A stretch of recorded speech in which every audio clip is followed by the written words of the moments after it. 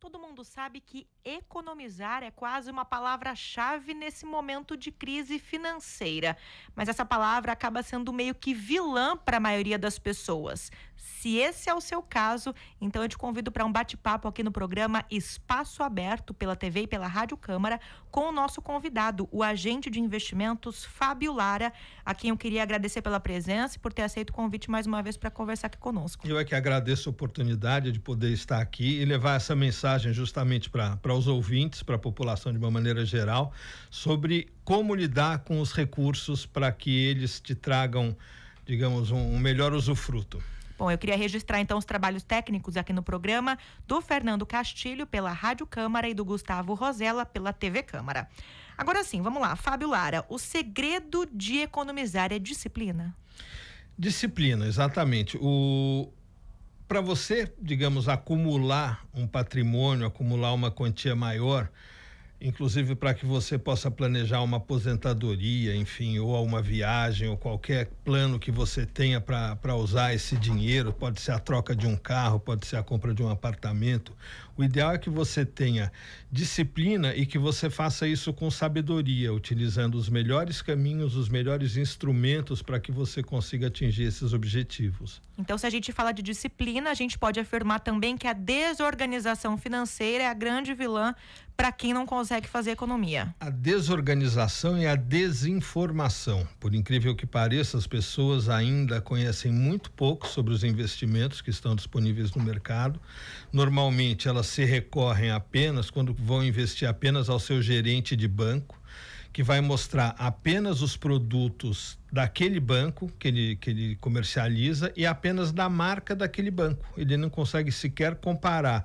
Por exemplo, se ele vai aplicar num CDB, ele muitas vezes não compara o CDB do banco onde ele normalmente aplica com os CDBs dos outros bancos que tem aqui em Bauru, por exemplo, para saber qual está pagando mais naquele dia.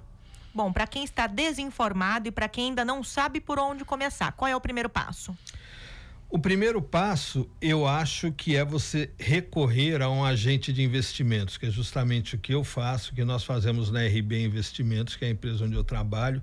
O que é? Um trabalho de ajuda ao investidor para mostrar a ele quais são os melhores caminhos e as melhores maneiras dele investir o seu dinheiro de acordo com o seu perfil de investimento, para que ele consiga atingir esses objetivos. Da mesma maneira, quando você tem um problema jurídico, você procura um advogado.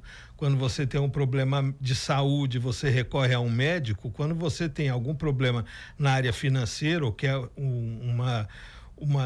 um conhecimento melhor disso, uma indicação, você deve recorrer a um profissional especializado, e esse profissional é o agente autônomo de investimentos. Aquela história de fazer, aquela velha planilha financeira, ela é recomendável? Ela ajuda, mas não resolve, tá? Muitas vezes com aquilo você consegue ver a consequência, ou ver o quão doente você está, o quão mal você está investindo ou utilizando os seus recursos. Mas você precisa de alguém que te recomende os melhores medicamentos, digamos assim, os melhores caminhos, as melhores alternativas para você investir o teu dinheiro. A primeira coisa que a pessoa deve é fugir de empréstimos bancários, principalmente esses mais fáceis de serem usados, que são o cheque especial e o cartão de crédito, porque neles estão embutidos taxas de juros muito altas. Ele é muito fácil de ser utilizado, mas em compensação, por outro lado, é o caminho por onde você vai estar pagando o preço mais caro para estar usando aquele dinheiro. Você vai estar pagando taxas de juros, muitas vezes são o dobro, o triplo, ou às vezes até mais do que isso, o que seria razoável numa operação de crédito. Bom, para quem já está no cheque especial, qual que é a alternativa? A primeira coisa é zerar esse cheque especial. Se você pode ir ao próprio banco e pedir um empréstimo pessoal, cheque especial, para você ter uma ideia, ele vai te custar na faixa de 7, 8, 10% ao mês. Tanto cheque especial quanto cartão de crédito. Você vai conseguir um crédito pessoal da ordem de 3% ao mês, às vezes até menos. Então, quer dizer, 1/3 do que você vai pagar de juros. Então, o primeiro caminho é esse. Pega um crédito pessoal por 6 meses, algum prazo assim, e com esse valor você quita cheque especial e cartão de crédito. É a primeira coisa que você deve fugir. Agora, eu não tenho dívida no cheque especial, eu não tenho conta no cartão de crédito, mas o que eu ganho, eu gasto. Por onde eu posso começar as minhas economias? Você tem que se propor a poupar um pouco. Tá? Você tem que estabelecer uma meta para você. Normalmente você vai ter algum tipo de despesa que você faz quase que sem perceber. Aquele dinheiro que está na bolsa, que você carrega para lá e para cá e acaba comprando aquela coisinha que você não estava precisando tanto, ou gastando em alguma bobagem, enfim. Alguma despesa que não seria necessária. Você tem que se propor a poupar um pedaço do que você recebe, um pedaço para formar um patrimônio no futuro. Então, quer dizer, até aquele cafezinho fora de hora já faz diferença. Com certeza faz diferença. Se você tomar aquele cafezinho numa cafeteria mais, digamos, incrementada, que você vai para gastar aí, entre outras coisas, o café, mais um pão de queijo, alguma coisa, no fim você gasta R$8 por dia. Sabe, isso daí vezes 30 são R$240, então já começa a fazer diferença. Isso vezes 12 são R$2.500, mais os juros, tá? Isso ao longo de 10 anos dá R$25.000. Puxa, daria para eu ter comprado um carro com o dinheiro daquele cafezinho extra? Daria, no prazo de 10 anos, se você aplicar, você compra o carro. E são coisas assim, às vezes aquele plano que você tem do celular. Puxa, será que eu não consigo fazer um plano mais barato, que é um pouco menos confortável, mas eu consigo ter comunicação suficiente para as minhas necessidades e com isso eu consigo uma economia grande? Existem pessoas que, mudando de plano de celular, economizam mais de R$200 por mês, mudando hábitos, assim, de uma maneira simples. Então, isso é relevante, quer dizer, R$200 por mês, a gente fez a conta aí, e você vai, ao longo de muitos anos, isso vai fazer uma diferença grande. Tem também aquelas compras por impulso, né? Alguma dica para as pessoas que são compulsivas? Eu não digo que a pessoa não deva deixar, quer dizer, eu abrir mão de comprar tudo aquilo que lhe traga prazer. Eu acho que a gente, no final das contas, trabalha tudo para isso. Mas tem muitas coisas que nem prazer dão. É o impulso puro e simples, vontade de consumir aquilo naquele instante. É parar e realmente pensar e se educar. Eu preciso realmente desse produto, ele vai me trazer alguma vantagem, ele vai me trazer me atender a uma necessidade real que eu tenho, ou é só porque eu vi a propaganda na televisão, só porque o vizinho tem, ou enfim, aquelas coisas que acabam acontecendo. Existe alguma proporção ideal, considerada mínima, pelo menos, pelos economistas, de quanto eu posso economizar no meu orçamento? Então, 10%? Não existe essa proporção. E eu acho o seguinte, o que acontece, a gente vê muitas vezes pessoas que têm o hábito de consumo. Essa pessoa hoje, se ela ganhar R$2.000 por mês, ela gasta tudo. De repente ele é promovido, passa a ganhar 5, ele gasta tudo. Daqui a pouco ele está ganhando 10, ele gasta tudo. São pessoas que vão gastando, vão acumulando coisas que dão despesa.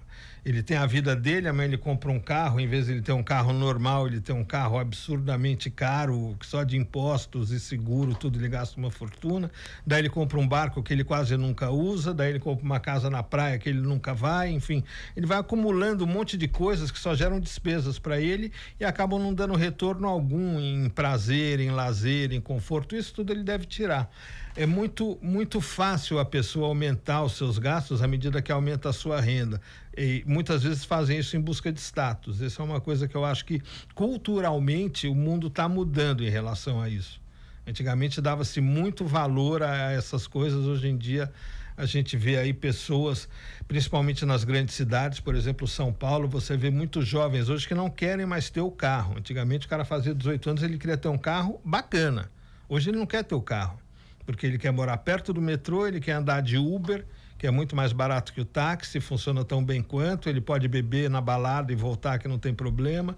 Então tem uma nova consciência que está vindo aí das pessoas realmente aproveitarem isso daí em prol daquilo que é importante realmente para elas. Interessante. Agora, para quem tem filhos, eles devem ser envolvidos nessa economia ou nesse planejamento financeiro? Sim, eu acho que sim. Começa desde cedo a pessoa a entender. A partir de que idade? Eu acho que a partir do momento em que a pessoa começa a fazer conta, consegue calcular, ela começa a ter essa percepção de que as coisas têm um valor. Aquele número que é o preço dela tem que estar atrelado a um valor da coisa. Quando o preço não é compatível com o valor, a pessoa precisa entender, por exemplo, que com o preço de, não sei, por exemplo, um brinquedo que ela quer, ela consegue comprar 3 brinquedos do outro tipo. Você entende? Às vezes as coisas são assim, ela precisa aprender a falar que não, esses 3 têm mais valor do que aquele único que eu estava com vontade, e aquilo vai trazer mais diversão para ela. Então é começar a ter essa percepção de valor realmente.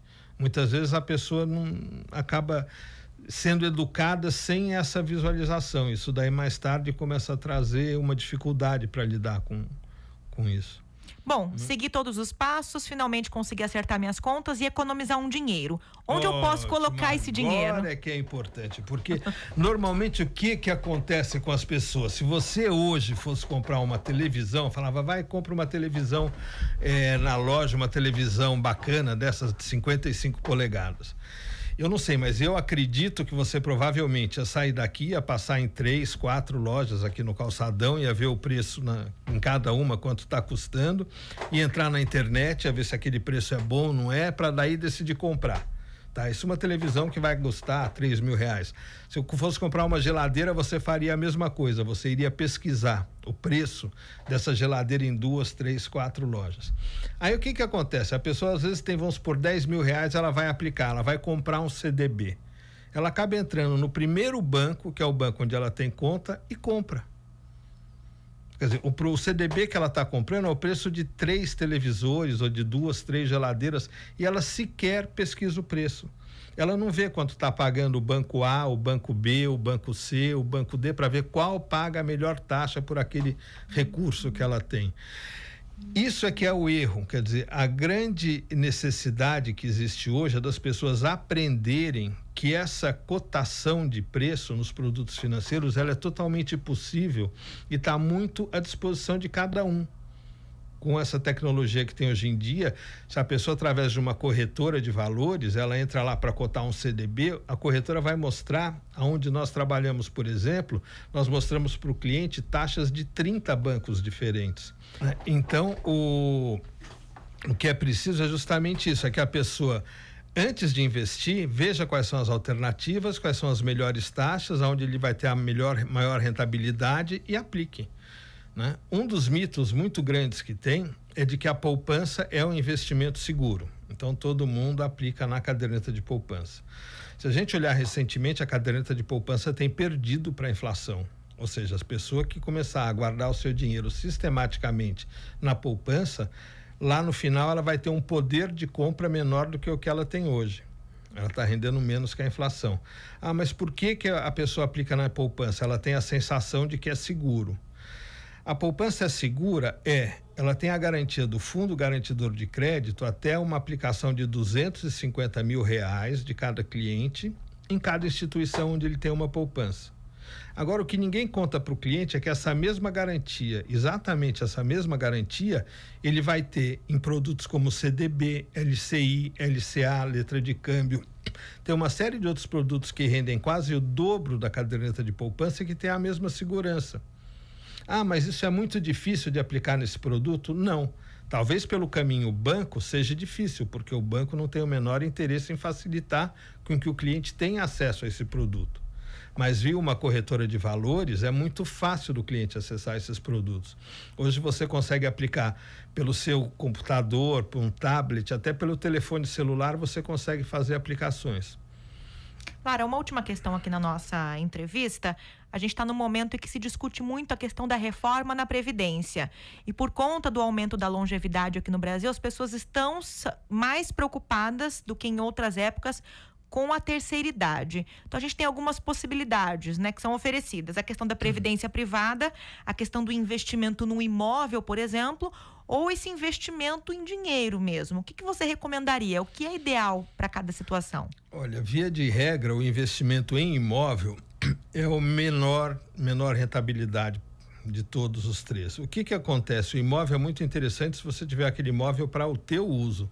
Agora, se você pegar um imóvel hoje para alugar para terceiros, você vai ter uma rentabilidade hoje em torno de 0,4% ao mês. Então, você pega um imóvel de R$100 mil, você vai conseguir alugar ele por R$400 por mês, é o que você consegue alugar. Esse valor que você recebe ainda é tributado, você vai pagar imposto de renda sobre ele, você vai receber um pouco mais que 300, você ainda vai ter problema com inquilino, problema com torneira que quebrou, problema com pintura, enfim, o cara que atrasa pagamento, uma série de problemas. Então, a pessoa que quer investir em imóveis, o que existe no mercado financeiro? Os fundos imobiliários. Fundo imobiliário, o que é? Você compra um pedacinho, que a gente chama de uma fração ideal, mas seria um pedacinho de um grande imóvel. Então, por exemplo, eu quero ter um pedacinho de um shopping. Posso? Posso. Eu vou e compro cotas do fundo imobiliário. Eu quero ter um pedacinho de agência da Caixa Econômica. Posso. Você vai ter fundos imobiliários que são só agências do Banco do Brasil, agências da Caixa, agências do Santander, que estão alugadas para esses bancos. Você passa a receber um aluguel mensal equivalente ao pedacinho que você comprou, tá? Quanto que é o pedacinho mínimo? Da ordem de R$100 por mês você consegue ir aplicando e comprando pedacinhos disso. E a rentabilidade de um imóvel comum, que é 0,4, de um fundo imobiliário é em torno de 0,9, mais do que o dobro do que a realidade do mercado imobiliário. E ainda, você está isento de imposto de renda pela legislação. Você recebe aqueles em torno de 0,9 e não tem que pagar imposto nenhum. Quando você quer vender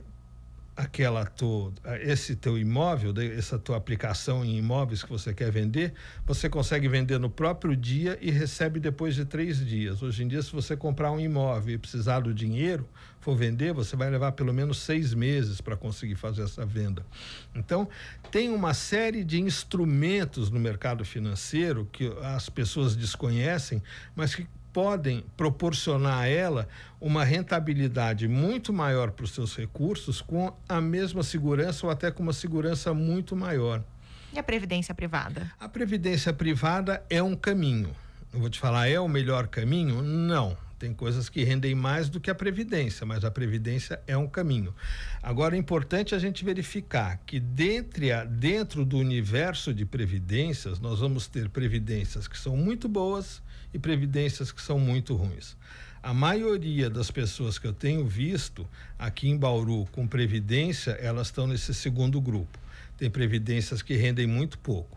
O que o banco não explica direito para o cliente é que as previdências têm 2 taxas que são importantes. Uma que eles chamam de taxa de carregamento, que é cobrada no momento em que você faz a aplicação. Então, por exemplo, você aplica R$100 na Previdência, tem uma taxa de carregamento que é 3%. O que isso quer dizer? Que do 100 que você aplicou, só 97 que vão para a tua conta da aplicação. 3, o banco já desconta na cabeça.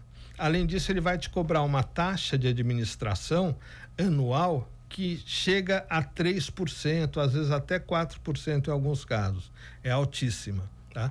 Nós comercializamos também produtos de previdência privada, mas produtos, digamos, mais nobres. Tá? O que acontece com esses produtos? Não é a quantia aplicada que aumenta, não é nada. São produtos selecionados de bons gestores, onde você não paga a taxa de entrada, essa taxa de carregamento, e taxas de administração de no máximo 1% ao ano. Isso ao longo de um horizonte de 30 anos, que é o que normalmente a pessoa leva para acumular nesses planos de previdência, vai fazer com que a previdência boa te renda, te forme um patrimônio mais do que o dobro do que seria a mesma aplicação numa previdência comum em um banco. Então, as pessoas precisam prestar muita atenção com as previdências, compararem a previdência que elas estão com as outras previdências do mercado, com uma pessoa que conheça o assunto. Nós, no nosso escritório, lá na nossa empresa, nós temos um software que faz essa comparação. É muito fácil o cliente falar, eu tenho previdência no banco X, ou minha previdência é tal. E nós vamos falar para ele, olha, exatamente igual, com essa mesma tipo de investimento, nós temos alternativa 1, 2 e 3, que renderiam mais, isso a gente coloca em gráficos, mostra para o cliente. Agora, a grande vantagem é o seguinte, quando o cliente descobre isso, é muito fácil para ele pular de uma para outra. Tem portabilidade, igual tem telefone celular. Hoje eu posso pular da previdência que eu estou para uma outra previdência menor preenchendo meus dados numa tela de computador, fazendo uma assinatura eletrônica, mando para lá e é feita a portabilidade. Como se eu estivesse mudando da empresa do celular A para a empresa do celular B, que é comum as pessoas fazerem. A Previdência, ela pode tomar a mesma providência e daí então passar a ter uma previdência privada que realmente vá conseguir garantir a aposentadoria dela no futuro. Olha que interessante, essas são as dicas do agente de investimentos Fábio Lara aqui conosco no programa Espaço Aberto. Lara, eu queria agradecê-lo mais uma vez pela presença. Imagina. E pelos esclarecimentos. É um prazer estar aqui, sempre que tiver alguma oportunidade de estar transmitindo esse conhecimento para as pessoas. Para nós isso é primordial, porque a partir do momento em que a pessoa adquire o conhecimento, ela consegue entender esse mercado e consegue investir melhor os seus recursos. Obrigada mais uma vez pela presença, obrigada a você também pela sintonia e até a próxima. Obrigado.